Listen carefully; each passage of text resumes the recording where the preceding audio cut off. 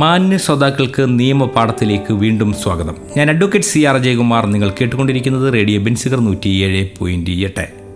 നിയമപാഠത്തിൽ നമ്മളിന്ന് സംസാരിച്ചു കൊണ്ടിരിക്കുന്നത് ആത്മരക്ഷാ അവകാശത്തെക്കുറിച്ചാണ്. റൈറ്റ് ഓഫ് പബ്ലിക് ഡിഫൻസിനെ കുറിച്ച് നമ്മൾ പറഞ്ഞുകൊണ്ടിരുന്നത് ഒരു വളരെ സാധുവായ രാമൻകുട്ടി മാഷിനെ കുറിച്ചാണ്.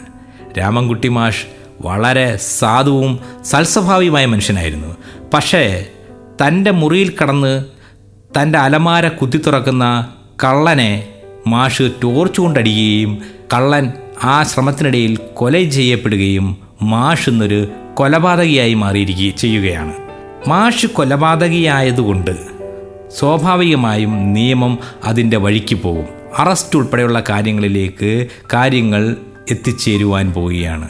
ഒരു ഉറുമ്പിനെപ്പോലും നോവിക്കാത്ത സത്യസന്ധനായ മാഷ് നിശ്ചലനായിരിക്കുകയാണ്. ജനങ്ങളല്ലേ, അവർ പലതരത്തിലുള്ള അഭിപ്രായങ്ങൾ പറയുന്നു. ഒന്നും മോഷ്ടിച്ചില്ലല്ലോ, അതിനു മുമ്പ് മാഷെന്തിനാ ഈ പാവം കള്ളനെ അടിച്ചു പോകുന്നത്? അല്ലെങ്കിൽ തന്നെ ഞങ്ങളെ വിളിച്ചാൽ പോരായിരുന്നു, ഞങ്ങളെല്ലാവരും കൂടെ വന്നിട്ട് അവനെ ഓടിക്കത്തില്ലായിരുന്നു. പലതരത്തിലുള്ള അഭിപ്രായങ്ങൾ വന്നുകൊണ്ടിരിക്കുന്നു. നിയമം എന്തു ചെയ്യും? ആത്മരക്ഷാ അവകാശത്തെക്കുറിച്ചാണ് നമ്മൾ സംസാരിച്ചു കൊണ്ടിരിക്കുന്നത്. IPCയിൽ ഇന്ത്യൻ പീനൽ കോഡിൽ 96 മുതൽ 106 വരെ വകുപ്പുകളാണ് ഉള്ളത്. ഇത് വളരെ പ്രധാനപ്പെട്ട വകുപ്പുകളാണ്. ഈ വകുപ്പുകളിലൊക്കെ തന്നെ വളരെ വിശദമായി സംസാരിക്കുന്നത് ആത്മരക്ഷാവകാശത്തെ സംബന്ധിച്ചാണ്. നമ്മുടെ ജീവനെയും സ്വത്തിനെയും സംരക്ഷിക്കാനുള്ള അവകാശം മൗലികമായ അവകാശമാണ്. മനുഷ്യൻ്റെ ജീവൻ വളരെയേറെ വിലയേറിയതാണ്. സ്വന്തം ജീവൻ രക്ഷിക്കുവാൻ വേണ്ടി ചെയ്യുന്ന പ്രവർത്തികൾ മാത്രമല്ല, അന്യൻ്റെ ജീവൻ രക്ഷിക്കുവാൻ വേണ്ടി ചെയ്യുന്ന പ്രവർത്തികളും കുറ്റകരമല്ല.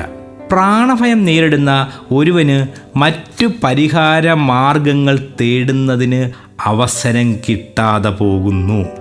ഒരാളിൻ്റെ ശരീരത്തിന് ദ്രോഹമേൽക്കുമെന്ന് ബോധ്യമായാൽ അത് തടയുന്നതിനാവശ്യമായ ഫലപ്രദമായ പ്രതിരോധ നടപടികൾ, വളരെ ശ്രദ്ധിക്കേണ്ട വാചകമാണത്, ഫലപ്രദമായ പ്രതിരോധ നടപടികൾ സ്വീകരിക്കുവാനുള്ള അവകാശം എല്ലാവർക്കുമുണ്ട്.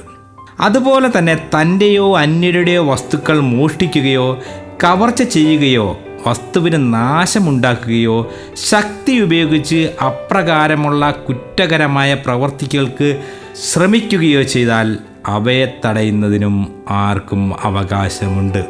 പ്രതി ആത്മരക്ഷാവകാശം വാദിക്കുന്നില്ലെങ്കിൽ പോലും പ്രതിക്ക് ആത്മരക്ഷാവകാശം വിനിയോഗിക്കേണ്ട ഒരു സാഹചര്യത്തിലാണ് ആരോപണ വിധേയമായ കൃത്യം സംഭവിച്ചതെന്ന് കോടതിക്ക് ബോധ്യമായാൽ പ്രതിക്ക് അഥവാ പ്രതികൾക്ക് ഈ വകുപ്പുകളുടെ ആനുകൂല്യം ലഭിക്കുന്നതാണ്.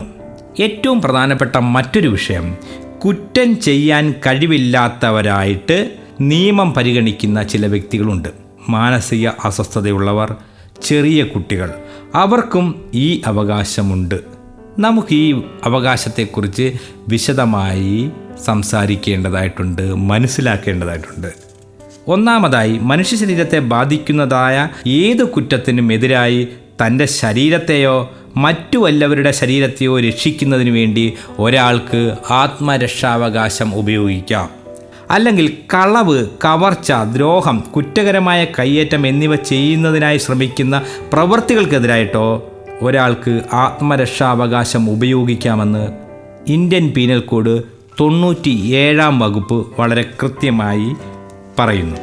ചിത്തഭ്രമമുള്ള ഒരാൾ മറ്റൊരാളെ കൊല്ലുവാൻ ശ്രമിക്കുകയാണ്. അങ്ങനെ വരുമ്പോൾ ചിത്തഭ്രമമുള്ള ഒരാൾ കുറ്റവാളിയായിരിക്കുമോ? 98 IPC 98 ഈ വിഷയം വളരെ ഗൗരവമായി ചർച്ച ചെയ്യുന്നു. ഒരു ചെറിയ ഇടവേളയ്ക്ക് ശേഷം നമുക്ക് ഈ വിഷയത്തിലേക്ക് വീണ്ടും മടങ്ങി വരാം.